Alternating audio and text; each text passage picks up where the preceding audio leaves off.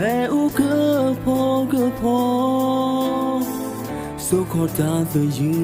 ta số na lỡ lo ở dư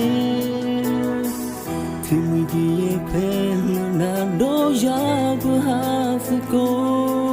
vì nó ta bên nó lỡ mà người ta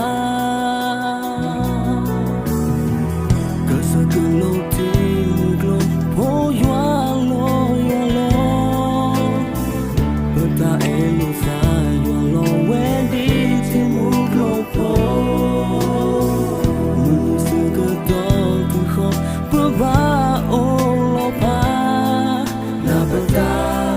hay vì ba ô gì lo ta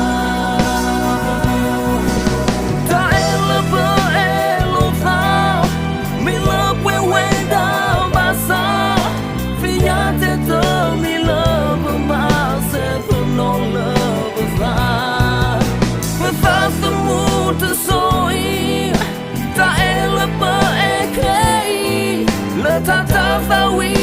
giờ hết kia xuống na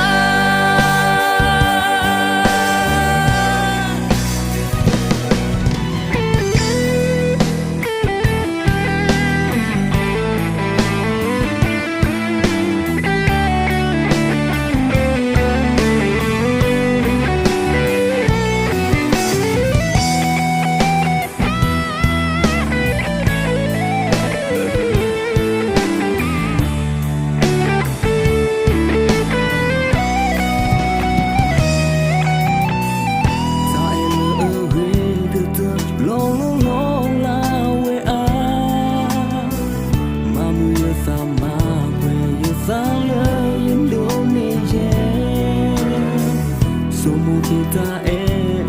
lời yêu ta lo so mi lo so in